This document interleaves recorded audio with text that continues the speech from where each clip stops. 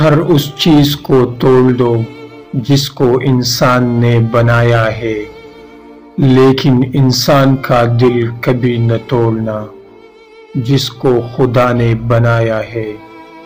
مسکراہٹ روح کے دروازے کھول دیتی ہے، خوشی غصے کا بہترین علاج ہے، شرم کی کشش حسن سے زیادہ ہے، نامکمل علم فساد پیدا کرتا ہے، انسان خود عظیم نہیں ہوتا، اس کا کردار اسے عظیم بناتا ہے۔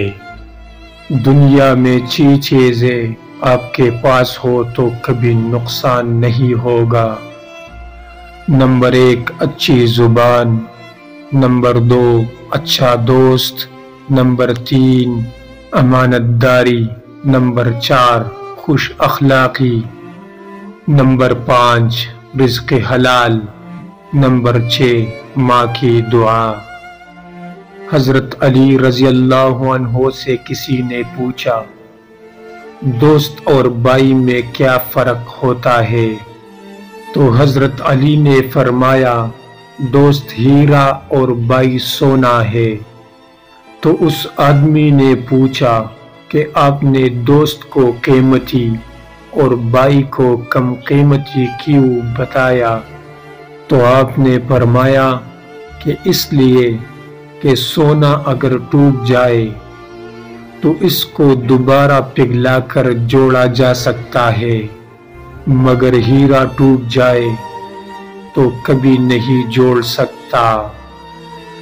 زندگی اور استاد بہت کچھ سکھاتا ہے، فرق صرف اتنا ہے، استاد سبق دے کر امتحان لیتا ہے اور زندگی امتحان لے کر سبق دیتی ہے۔ انسان کو کوئی چیز نہیں ہرا سکتی جب تک کہ وہ خود ہار نہ مان لے۔ اگر خوشی کا ایک در بند ہو جائے تو اللہ پاک دوسرا در کھول دیتا ہے، مگر ہم وہ کھلا در نہیں دیکھ پاتے کیونکہ ہم بند دروازے کے سامنے رو رہے ہوتے ہیں۔ دعا دستک کی طرح ہوتا ہے، مسلسل دستک سے دروازہ کھل ہی جاتا ہے۔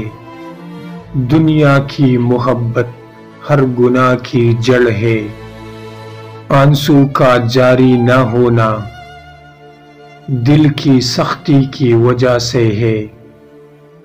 دل کی سختی گناہوں کی کثرت کی وجہ سے ہے، گناہوں کی کثرت موت کو بلانے کی وجہ سے ہے، موت کو بلانا لمبی امیدوں کی وجہ سے ہے، لمبی امیدیں دنیا کی محبت کی وجہ سے ہے۔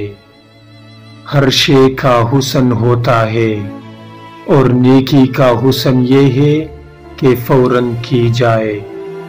زیادہ ہنسنا موت سے غفلت کی نشانی ہے، جیسا عمل کرو گے ویسے ہی عادت پڑے گی، جیسی عادت ہوگی ویسی صورت ہوگی، اور جیسے سیرت ہوگی ویسے قسمت پاؤ گے۔ دوستی کرنے سے پہلے صورت کو نہیں سیرت کو دیکھو، اچھا دوست وہ ہے جو تم کو خوش دیکھ کر خوش ہو۔